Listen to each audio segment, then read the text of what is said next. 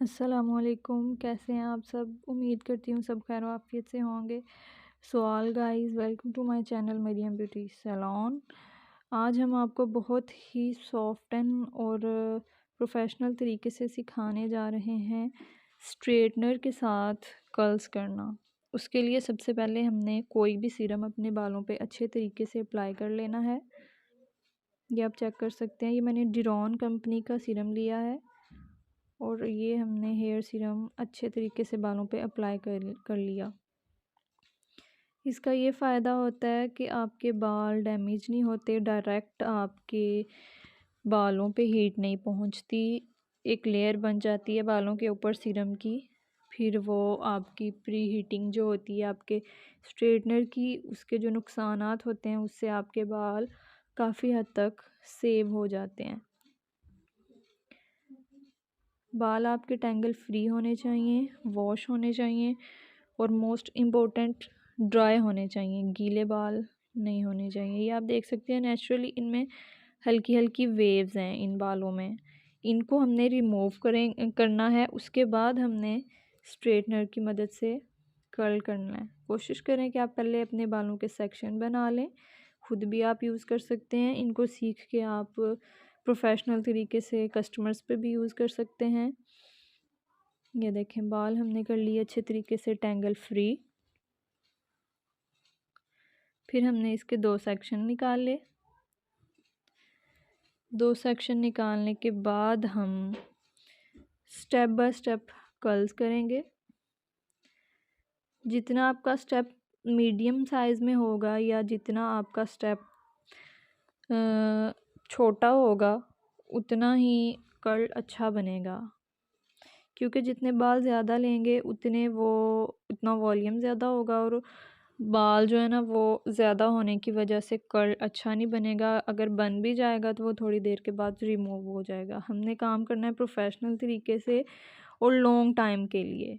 छोटी छोटी चीज़ें होती हैं जो हमारी स्टाइलिंग को, हमारे कर्ल्स को बहुत अच्छा रिज़ल्ट देती हैं। अगर उनको हम फॉलो नहीं करेंगे तो रिज़ल्ट्स अच्छे नहीं आएंगे।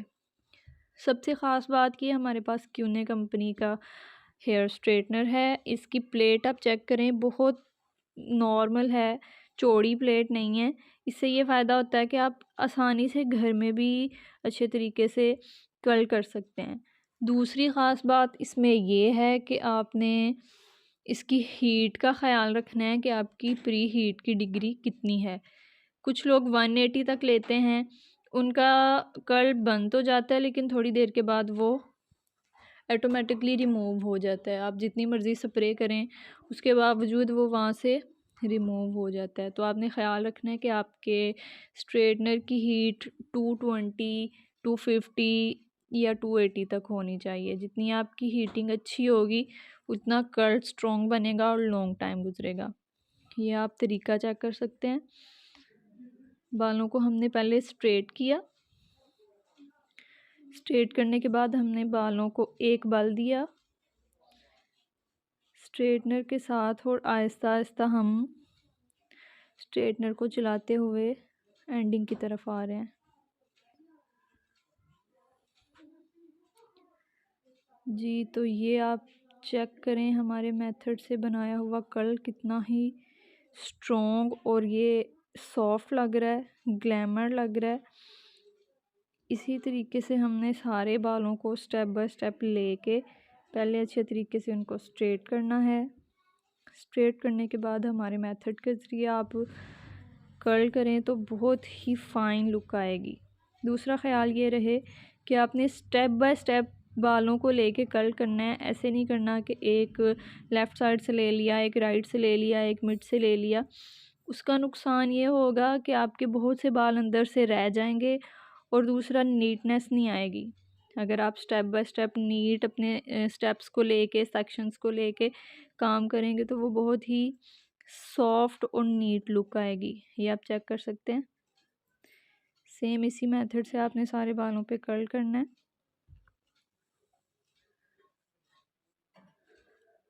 ये आप कर्ल देखें और ये बहुत लॉन्ग टाइम गुजरेगा।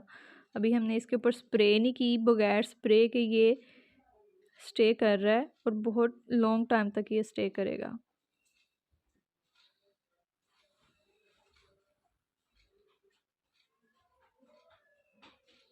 हर काम के लिए प्रैक्टिस का होना ज़रूरी है, नॉलेज का होना ज़रूरी है, बेसिक मेथड का पता होना ज़रूरी है।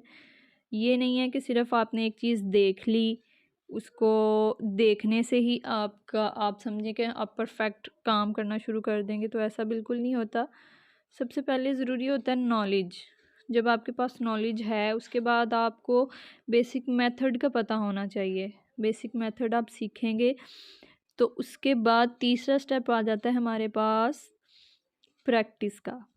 क्योंकि ये काम ऐसे हैं कि इन पे जितनी ज़्यादा प्रैक्टिस की जाएगी उतना ही आपका हाथ खुलेगा, उतने ही आप आहिस्ता आहिस्ता एक्सपर्ट बनेंगे और ये जो छोटी छोटी मिस्टेक्स होती हैं वो खुद ब खुद रिमूव होती जाएंगी और हमारे काम में सफाई आती जाएगी।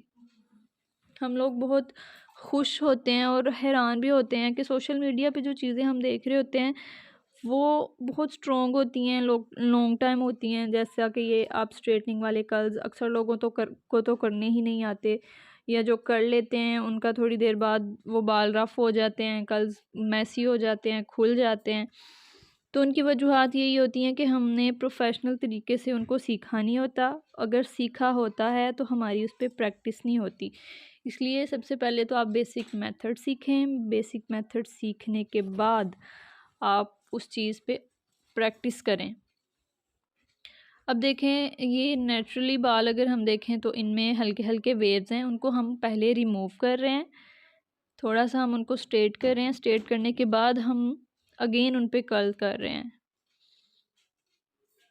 इसी तरह कुछ लोगों के बाल बहुत डेड स्ट्रेट होते हैं। डेड स्ट्रेट बालों पे थोड़ा सा कर्ल्स को मैनेज करना मुश्किल होता है। उसके लिए आप क्या करेंगे कि आप कोई भी सीरम लगाने के बाद कोई भी सेटिंग स्प्रे रखें, क्यूने की रख लें या किसी भी और कंपनी की आप सेटिंग स्प्रे लें, हल्की हल्की वो अप्लाई करें ताकि बाल थोड़े से आपके जो बहुत ज़्यादा डेड स्ट्रेट हैं वो थोड़े मैनेजेबल हो जाएं।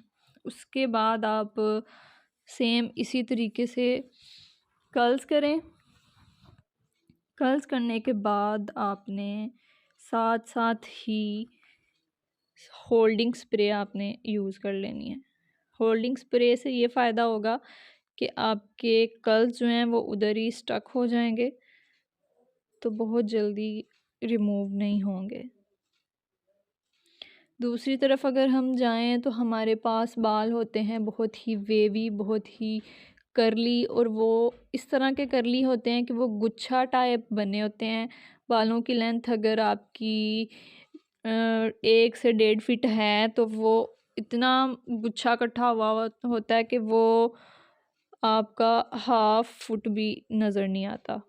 उस पे अगर हमने काम करना है, इस तरह के कर्ल्स करने हैं या इस तरह की लुक लेके आनी है, तो पहले आपने अच्छे से स्ट्रेटनर से बालों को टोटली डेड स्ट्रेट कर लेना है। जब बाल टोटली डेड स्ट्रेट हो जाएंगे उसके बाद आप सेम इसी मेथड से, जैसा आपको दिखाया जा रहा है, समझाया जा रहा है, इसी मेथड से आप कर्ल्स करेंगे तो आपकी लुक चेंज भी होगी। और मोस्टली जिनके इस तरह के वेवी और बहुत कर्ली बाल होते हैं उनको हम स्ट्रेट करके स्ट्रेटनर वाले कर्ल्स देंगे तो बहुत ही फाइन सी लुक आएगी और टोटली लुक चेंज होगी। आपके मेकअप में टोन चेंज हो जाएगी, आपकी हेयर स्टाइलिंग ही जब टोटली चेंज हो गई है तो बहुत ही खूबसूरत जो है ना उसमें टोन आती है।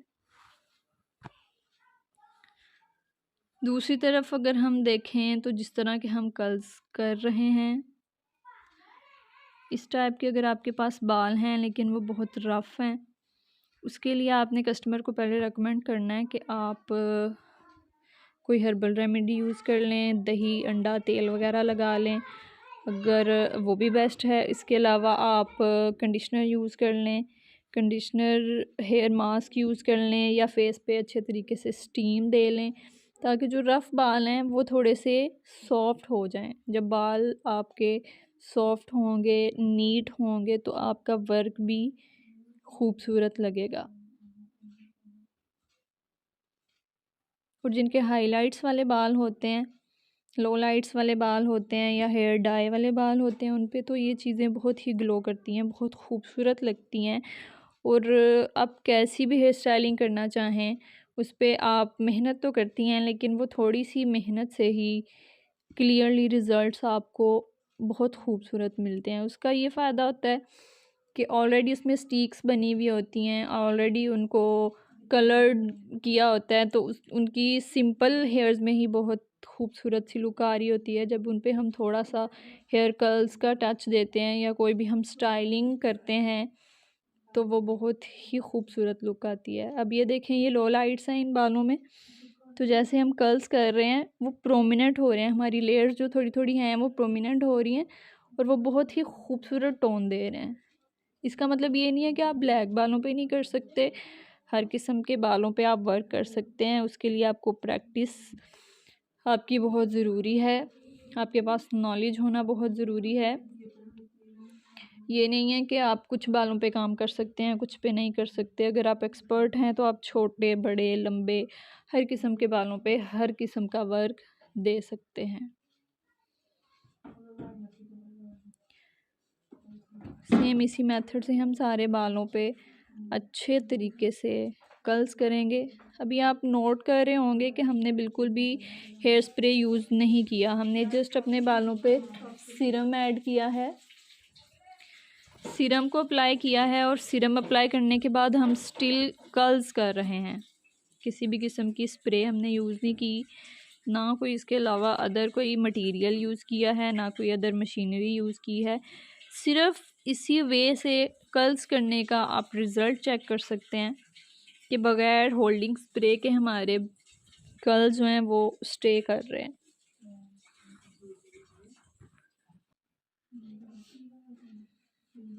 ये जो बालों में हल्की हल्की भाप सी नमूदार हो रही है, ये नेचुरली बालों के अंदर नमी होती है, उसको रिड्यूस करती है।